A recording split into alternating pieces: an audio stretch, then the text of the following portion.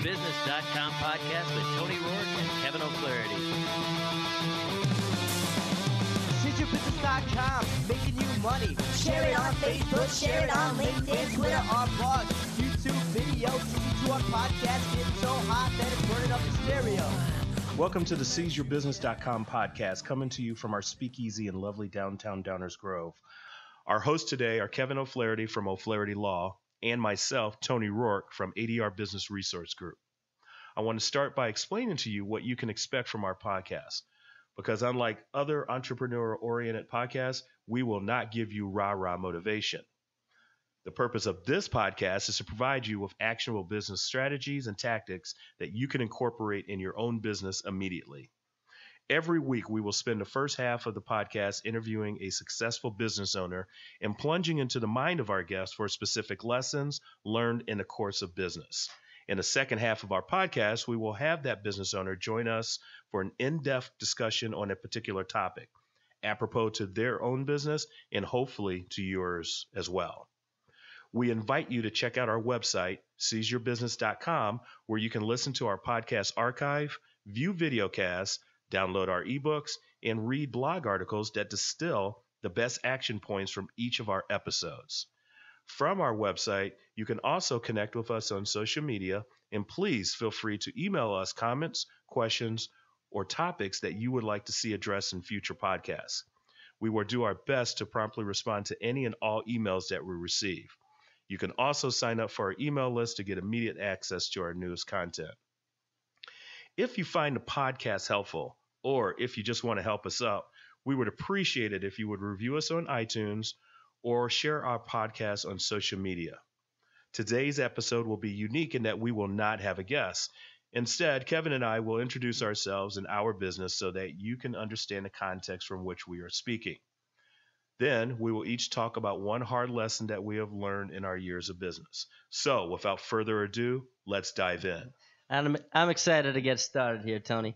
My name is Kevin O'Flaherty. O'Flaherty Law is my business, and I'll talk about myself a little first because I love the sound of my own voice. And good, and I'm tired of listening to mine. Right. So I own a 4-attorney law firm. We do just about everything. So I have an attorney that's been with me since the beginning, Maggie Pooker, and she does all of our divorce and family law. I do our estate planning and business representation. We have another attorney, Andrew Scott, who's great, and he does our litigation, real estate, bankruptcy, probate, guardianship, and anything else that falls through the cracks. So between the three of us, we've got expertise in just about every area. We also have a junior associate that supports us, and we're trying to grow to add some more junior associates so we can have a little bit, even more firepower in our law firm. I've spent the past year or so starting to really focus on business development and putting together a sales team for the firm, and really redefining my business processes. So that's what my firm is and what we're about.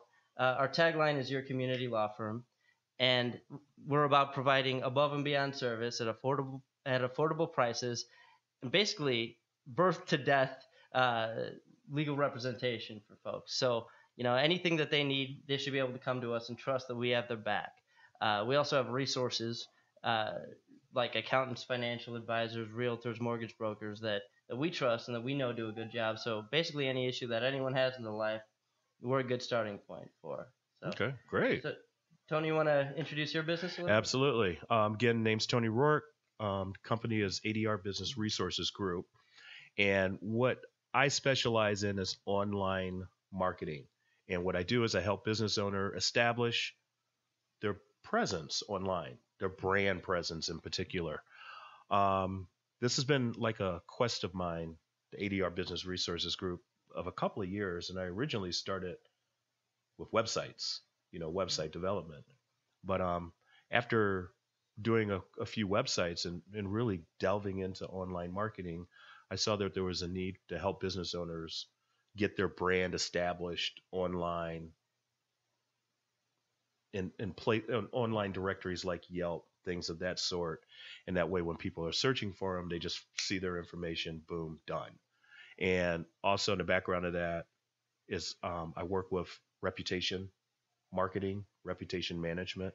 And then one of the other things we do is we take an online review or recommendation, convert it to a YouTube video, and then so basically you have a commercial, a 60-second commercial of yourself online. So that's pretty much it for me.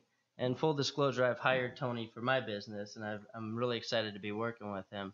One of the things that I noticed when we first met, you provided me with a list of all these different websites that you could get my presence out on, and that I didn't even know existed. As someone, I'm pretty social media savvy, but not to the extent where I'm familiar with all the new websites that are popping up. And one thing I was excited about working with you was having someone with the knowledge to get my message out to places that I didn't even know were around. So what makes you kind of different from, a generic run-of-the-mill marketing guy? My difference, my tagline is contact, connect, create. So the reality is I contact people however I contact them. And then connect with them however I can connect with them. And then use my skills in technology. I've been in technology since 1992. And just use my skills to create whatever needs to be created to support that business owner in his goals, his or her goals. And I think over the years, I figured out I'm a technical person. You know me. I'm a techie. But you don't see me as a techie. Not at all. Because I can have that conversation with anybody about technology or any business, whatever, without, lack of a better word, looking like a geek. So I think over the years, I figured out, my talent is really the people skill and the people side of it. And I just happen to be technical at the same time. And it's been really cool for me. Well, and I think that's why we're friends, because that's where my talent lies too. And I happen to be a lawyer. Yeah. We are kind of, we kind of broke that dichotomy. You just blow right through it and have a good time. And see, I got excited there. So, so tell me we're going to talk about the one hard lesson that we each learned. The top one. I'm sure we've learned a bunch of them, but the top hard lesson that we've learned in our experience in business. What's yours, Tony? Ooh, I can pick many, to be honest with you, but the one I'm gonna stick with is looking at this, that we're talking to potential business owners. I'm hoping. So the hard thing is prospecting. That's really, really, really, really hard. And you and I have talked about that, and the whole idea of just prospecting, which is scary. I mean, let's just go ahead and face it. Get up in the morning. You either got to put on a suit and go walking, or pick up the phone and start calling. And that's just hard. Right. For me, I'm much more comfortable just putting on the clothes and going out there and talking to people. That's scary too. But for me, it got better once I realized I'm not trying to sell anything. Just like last night at that event we were at your office. Yeah, we have a poker night in my office. And that was so cool. And I didn't know anybody but you. And then I walked out of there with like 4 people that I kind of connected with. And, that was the contact going. Mm-hmm. All right. Sometimes that's all you got to. Contact sounds kind of lofty, but it's really nothing. It's just, I contact you, let's go have a cup of coffee. Or you invited me over there. Okay. So that's a contact. And then when you talk to somebody, then you got to create that connection, and again, we're not saying create it in a manipulative way. Mm-hmm. It says, extend hands, shake, hi, make eye contact. How you doing? What do you do? And shut up. Don't say anything about what you do. Because I know a lot of people, we've been to networking events, right? Yep. It's like sharks in water, and people are just talking about themselves. But no, you got to let that person talk about themselves. Well, when I'm at a networking event or grabbing coffee with someone that I met at a networking event, and they're trying to sell me something, I instantly shut down, and I don't want to really do business with that person. If we're looking to talk about how we can build a relationship with each other and add value to each other outside of selling me that product, then later on down the road, as we become friends, I'm much more likely to buy their product. Which is how we worked. Absolutely. Because at first you didn't want to talk to me about this stuff. No. I saw it. It was kind of funny. And this is, again, just that whole lesson thing. I saw myself talking about things, and then I saw you checking out. And you got to pay attention to that stuff when you're out there talking to people. You can talk to a point and they check out, and it's very obvious. They just kind of drift off, and then you just shut up, and then end the conversation or shift it into a different direction. And that was probably something I had to learn, that shift. Noticing that you need to make that shift. Right. Well, and the backstory is that we were socially friends, but we were just getting to know each other at the time that you first talked to me about using you as a marketing resource. And when you first did that, I was willing to give you the time of day, but I wasn't. I had a guy that I was using, and I said, you know what, I'll hear your spiel. But not only a guy, a good friend of yours. Yeah. I mean. Yeah. And I'm still using him for some stuff, but I was at a point where I wasn't ready. The opportunity to sell to me wasn't there. You could have, brought in a clown car full of exciting stuff, and I wasn't looking for that product at the time. And I learned about what you did, but you didn't shut down the relationship after that. When I said, I'm not interested right now, talk to me in a little while. We became friends. We got closer, and then a couple months down the road, I think maybe I approached you about working with you because I knew what you did, and we developed that relationship. Yeah, it might have been the other way around. I forgot whether you approached me a second time, but once you've developed that relationship, you don't have to sell anything to anybody. They want to work with you. Yeah, and I think again, when you start looking at the lesson, one of the lessons you have to get out of, and I think this applies for every business owner. No doesn't mean no. You can't take it personally. And no many times mean not now. But unfortunately, our inner drive to succeed, we don't listen to that lesson. But sure. No doesn't mean no, and that's what I've learned, and I go through that all day long. No doesn't mean no. Sometimes it just means not now. And do you have a pretty good funnel process? When you talk to salespeople, they talk about you've got to make a certain number of contacts, and if you meet with 100 people, 10 of them will eventually turn into business. But you've got to put them into your follow-up funnel so that you don't have to think about it too much. You met with somebody, and now you've got your follow-up process with them. Do you have a process like that? My process is kind of no, not really. I really don't. I'll get a card. I make notes on the card. Then eventually when I get home, I'll put that in a spreadsheet. And I review it all the time. I'll just open it up and, oh yeah, that's right. I need to see what this guy's up to. So you're not chasing people down. No, never. No. And that might be what works for you for your style and that's what worked with me is you just kind of let the organic relationships happen and meet people and. Yeah, because the reality, Kevin, is none of us likes to be chased down. That's true. We don't want to chase, right? And two, we don't want to chase down. Well, why we got all these people doing those two actions? It makes me shake my head, but I try to, the one thing you brought up, talk to 100, get 10. I don't think that way because the reality is that, if you build a relationship, it will come. And you don't have to worry about closing percentages and all that crazy stuff. So that's mine. So what's the number one thing you've done to overcome the obstacles that you've dealt with in prospecting? Do it. Just force yourself to. You have to do it. Yeah. I mean, because the reality is, unless you do something, which doesn't necessarily mean going out being salesy, find a networking group, meet somebody like you who have a lot of contacts, meet you, and you're willing to include me into your circle, and then that way I can meet them. And getting a third party contact is very easy when it comes from a friend. Sure. It's a hot lead. Absolutely. And then once you talk to them, you got to treat them right. And then, you work with them and they'll include you in your circle if you're includable, right? I know that's not a right word, but whatever. No, that's it. It's not English, but hey, everybody knows what I mean. I think it's a word. And it sounds like it's a snowball effect. It's, the more times you show up, the more opportunities present themselves to you, the more doors open. Absolutely. And there's the old phrase, 90% of success is just showing up. Just showing up. And not wimping out when you don't know anyone at the event and standing in the corner or leaving early because you're afraid to, approach people. Yep, absolutely. I was at a network event. You know me, I flip between here and South Carolina. Mm-hmm. I was at a networking event at a hotel that was just grand opening, right? I didn't know anybody at this event at all. See this guy standing in the corner.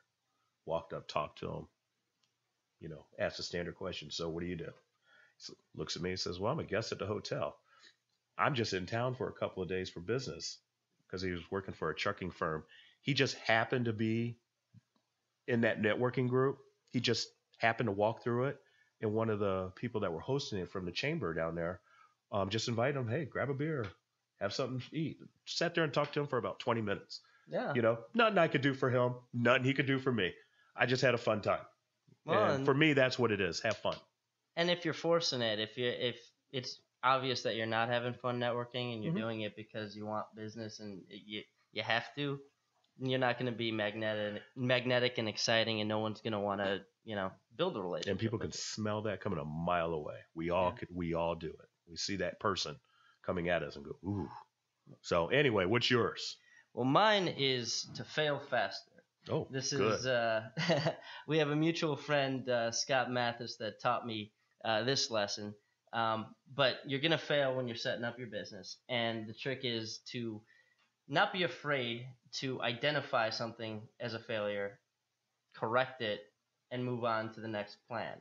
And when I got started in my business, I found myself having to hire attorneys because I had too much work to handle on my own, and I didn't know anything about hiring attorneys. I just knew what I made at my last attorney job, and I wanted to pay my first associate that salary.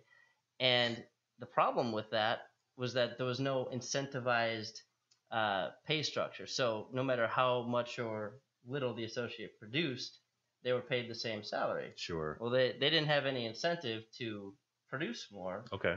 And pretty soon, all of the money that I was making, or the dollars that I was producing, were going not to pay my cost of living. They were going to pay my associate because she wasn't covering her own salary. Got it. Okay, got it. So I stuck with that model for like 2.5 years and kept pouring more money into the business and hired more associates. 2.5 years. Model. Yeah. Really? It took me until I reached a real low point where I'd put all the money I could put into the business before I said, I can't go forward with this anymore. I have to change the pay structure and make the pay based on actual levels of production, because I was beating my head against a brick wall. I was up nights freaking out because I didn't, I was worried about the payroll that was coming down the next couple weeks, and I was begging my employees to be more productive and, going over the numbers with them and showing them that it wasn't acceptable. But, without an incentivized pay structure, there was no amount of begging and pleading that would have accomplished anything. Okay, got that. So, if I were to do it over again, I could have identified that problem in the first month. I could have seen that, the actual income from the associate that I hired wasn't enough to justify the expense, and then renegotiated the salary right there and then, and I would have had 2.5 extra years of a profitable business. So, Excuse me.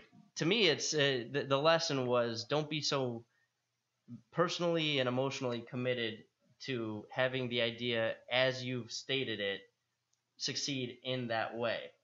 So if I was under the impression that it would be a personal failure if I wasn't able to pay this associate what I had initially promised to pay her according to the same terms that I promised to pay her. Okay. It would be a failure of the business model, and I thought that would reflect personally on me. Well, sometimes you got to fail in business, and you got to the best business ideas come from kind of hitting rock bottom on a failure, figuring out what you did wrong, correcting it, and now you've got a viable business model.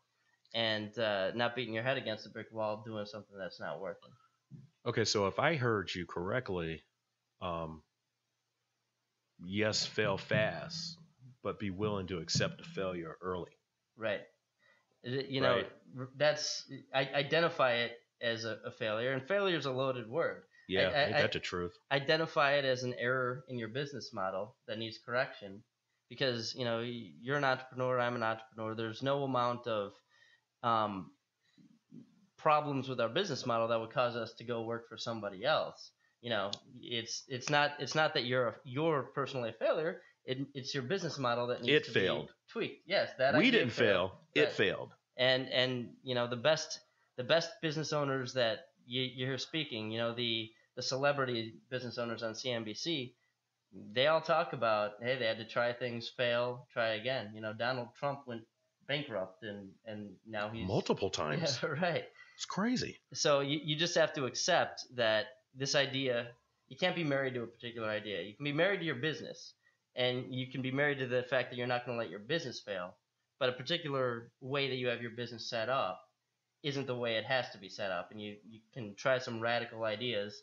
And if they work, great. If they don't work, move on quickly. And that's what I mean by fail fast. Okay, yeah. Got it. Yeah. That's a good one. I like that one. I could take that and apply it right now. And that's the way that's what this is all about. Yeah. Well, I want to thank everybody for listening to this first episode. Absolutely. This is fun. And our next episode, we're going to be interviewing Kent Ebersold from Ebersold Inc. It's a print marketing company, and the topic is going to be marketing strategies. So, this will be fun. Yeah, I'm looking forward to that. And, please visit our website, seizeyourbusiness.com, and share us on social media. Please review us on iTunes. And, thanks so much for doing this with me, Tony. No, thanks for inviting me. This is going to be a blast. Looking forward to talking to you guys in the future. All right. Have a good one.